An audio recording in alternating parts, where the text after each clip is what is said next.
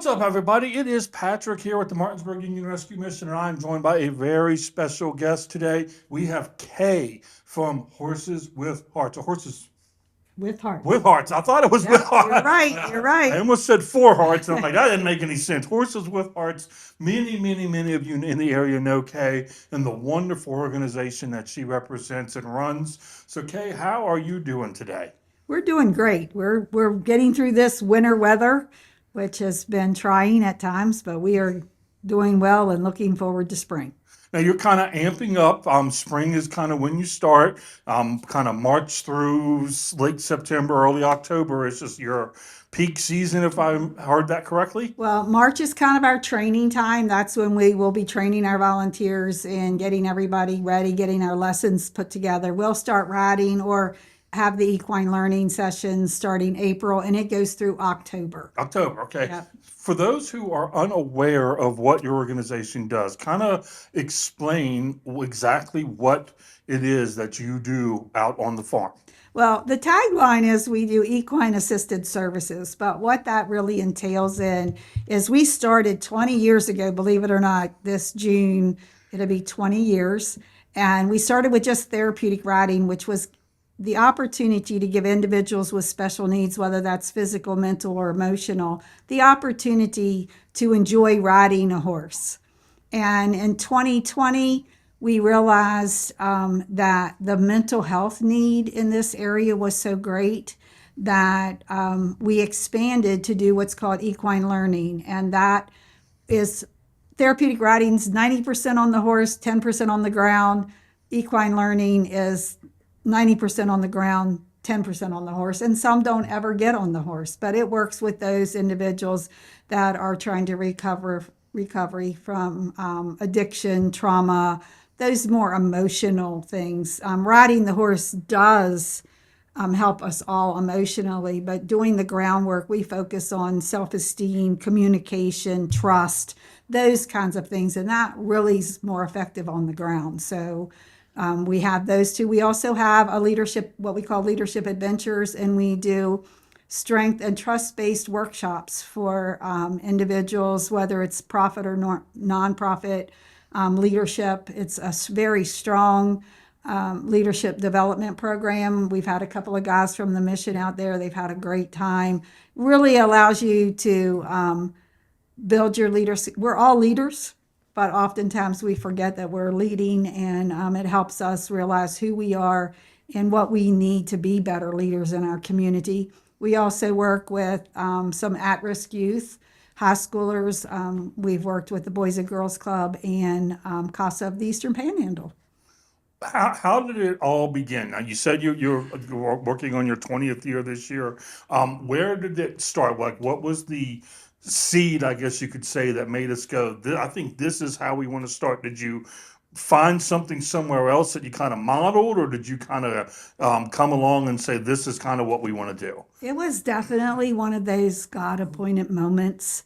It was at an apple harvest parade. My daughter wanted to ride in the parade with her horse, and I wouldn't let her because I thought she was too young and it was too dangerous. So we ended up coming to watch the parade, and I met a little girl named Lindsay Conley.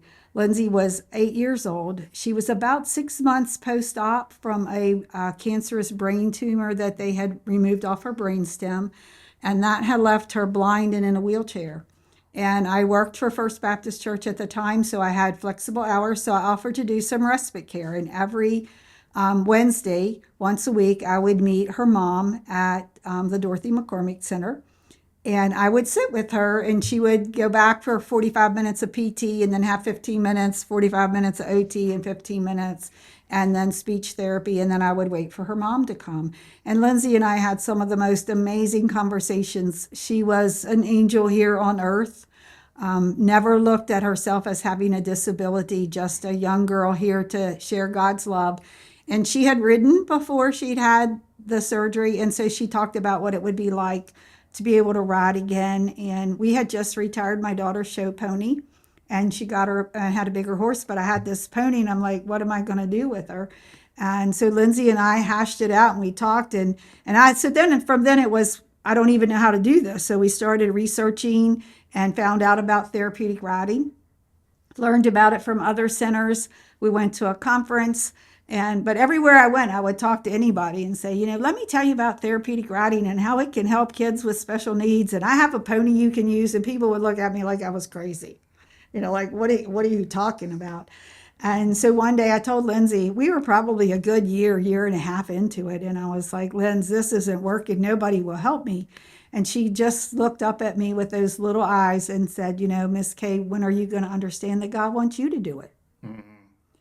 And I said, well, I can't, I told her all the reasons why I couldn't do it. I don't ride, so I can't teach, and blah, blah, blah. And she said, God doesn't call the qualified. He qualifies the called. And you're being called. And you need to get on it. And so I went back to my daughter's riding coach, and we went to a conference, and then we came out, and I said, do you think we can do this? And she said, yeah, if you do the paperwork side, I can do the teaching side. But then we realized that we didn't know anything about kids with special needs. And like, how do we make this work?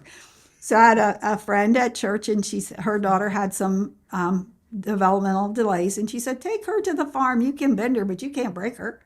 And so we did. And Rebecca taught us everything we knew about working with kids with mobility issues and comprehensive issues. And from there, we went from the one horse and the one little kid to 2 kids and 5 kids. And now last year we had 44 kids in our riding program. Wow.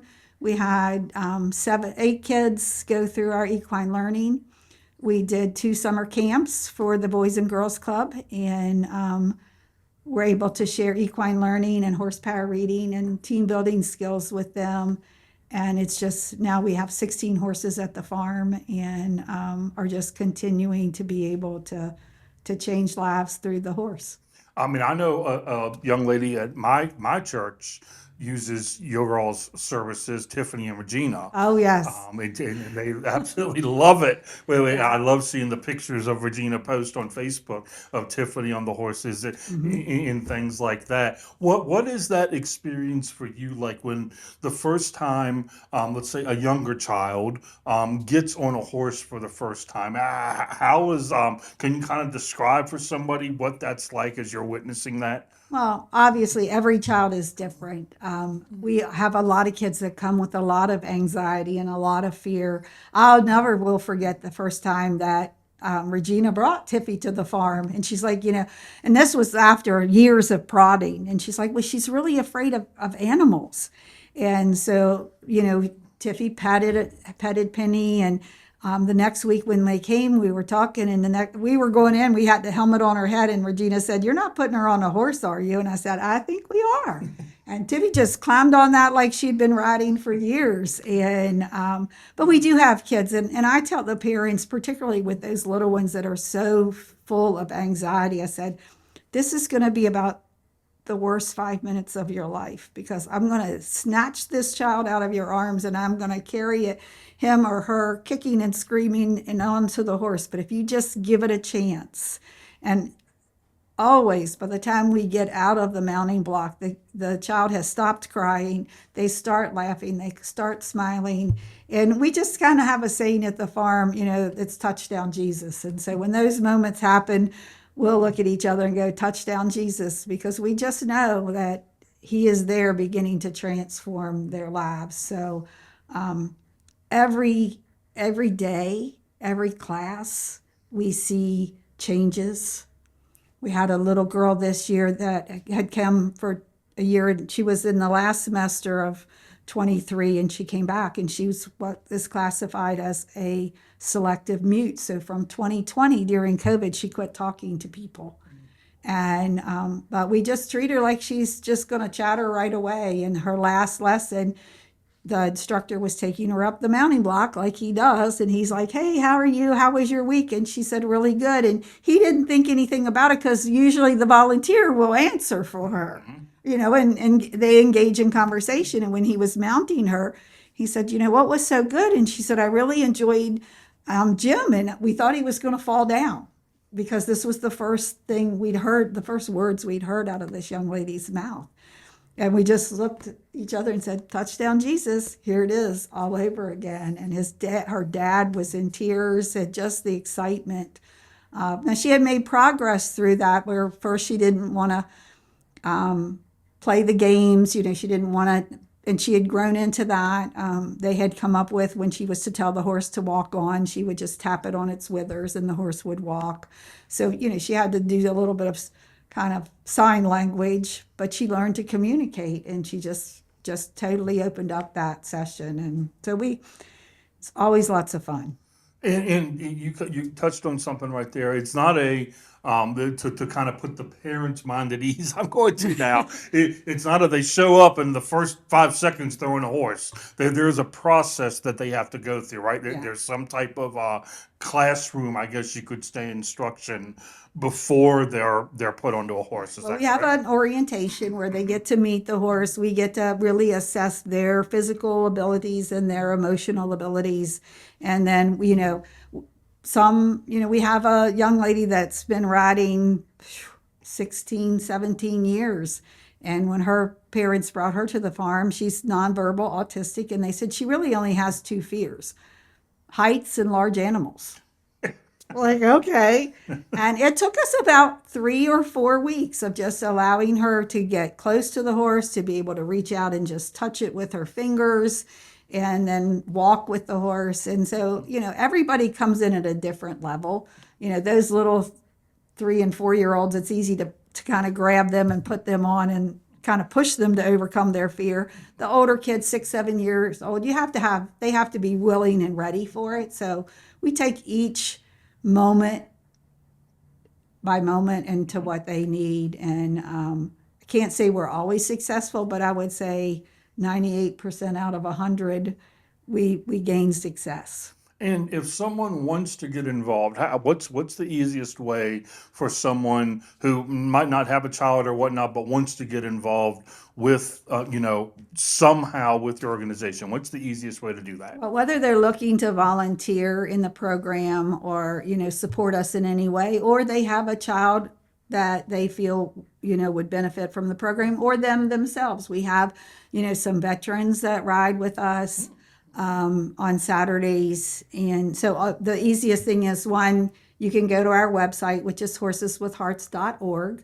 and you click on or get involved and then participate. And then it says volunteer or participant, and you can choose which ones those are. There's some forms there. You can always email us through that, info@horseswithhearts.org, and ask questions, or just ask for one of us to call. And, kind of, sometimes it's easier to walk people through, over the phone versus email communication. But, we do have, all of our students, regardless of their age or their special need, we do have to have a physician's form completed. And then that certifies that it is safe for them to ride. There are some diagnoses and that it would be harmful for a child to be on the horse. So we clear that. They have to have that clearance from their doctor, but we'll walk everybody through that. Okay. And I assume you also take financial donations, because that is always We do. help as well. Did they use the same website for that? Is the donate side on Yes. that as well? Yes, there's a donate button there. I will share that come March 1st, we will be in the Unity campaign through the United Way of the Eastern Panhandle again. That has been a huge blessing to us. God has blessed us with just phenomenal amounts of money that we never dreamed of. And we've been able to build a hay storage building with that. We just finished our equine learning building, that building last year, and now we're adding a big fan and stalls. So it will be functional, hopefully completed by this spring. Through that campaign, we were able to put down asphalt, and you're like, asphalt, isn't that like a special, finishing touch? But we realized that, some of our individuals, we had a veteran that wanted to come out and just help feed the horses, but he was in a wheelchair. And we realized that we were skating across gravel and the ice, feeding horses over the fence. So even the big dream is to have our indoor one day, and we wouldn't be able to get the horses from the pasture to the indoor because of the ice and the gravel. So we were able to raise the money, and now we have some amazing asphalt where individuals, even either in a wheelchair, can motivate through the complex easily. But even those that have mobility issues, just some walk with walkers or crutches, it really has been, it was really a necessity more than we thought it was. We've really seen how it has benefited.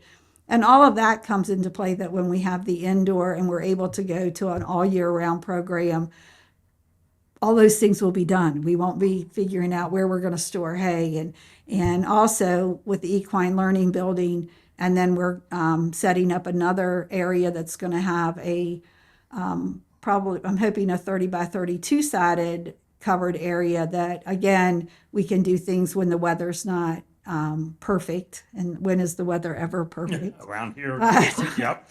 But as we get the indoor, it will allow us to have multiple workstations. So while kids are riding in the arena, we can have veterans in doing equine learning or individuals in recovery in different areas. So it's helping us expand our program now during the 7 months that we're open.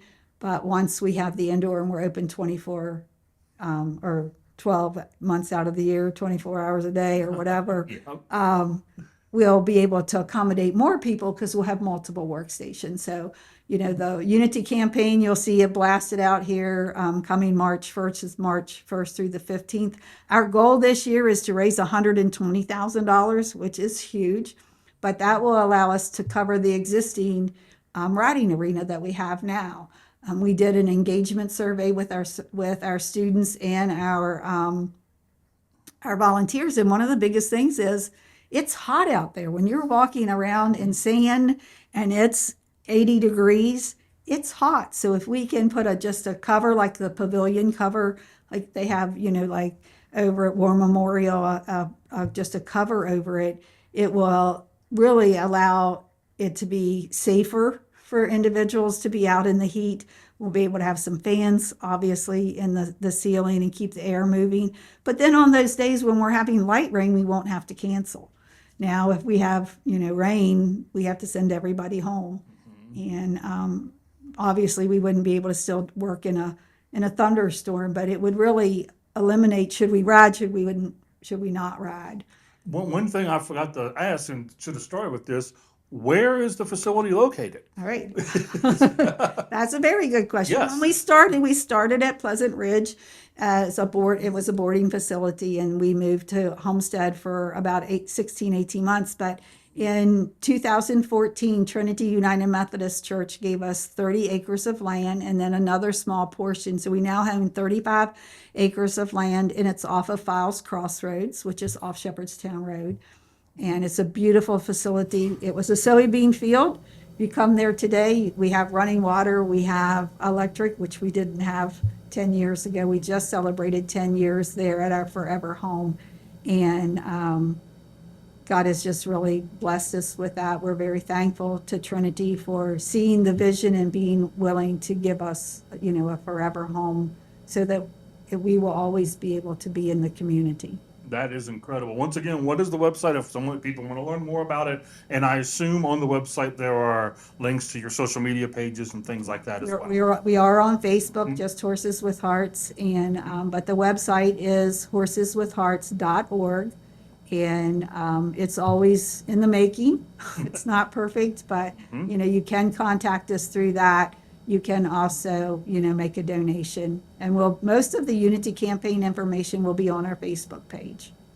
Thank you so much for joining me today, Kay. I know you're busy, and you're busy getting ready to open in that March and getting things ready up and going. And we love here at the Mission speaking with these organizations throughout the town that are making such a difference. And the Mission helps Kay because Lenny, many of you know Lenny here at the Mission, he kind of helps cut the grass over at their facility every Friday when they're on. Lenny will go over and help cut the grass. So we are a big part of supporting Horses with Hearts as well. If you would like to help us continue to do what we're doing here in Martinsburg and the surrounding areas, visit the website, martinsburgunionrescuemission.com. All the information for donations, volunteering, and all of our programs are on there. And Kay, thanks so much for taking the time to join me today. I'd like to jump in there and Sure. say our goal, one of our goals is to be able to work even closer with the rescue mission, to be able to have the guys come out and do not only help maintain the facility, but actually be able to, enjoy doing some of the leadership We've had a couple of, like I said, a couple of the guys come through, but there's a lot that we can do once we're a full-time program to be able to get these guys back out into the community and help them grow in in their walk in life. And so we're really excited about that possibility in the future. We would love that because I know you mentioned you work with the recovery side of it, and that's something obviously we deal with a Right. lot here is the recovery aspect. So until next time, everybody, have a great day. Thanks so much, Kate. Thank you.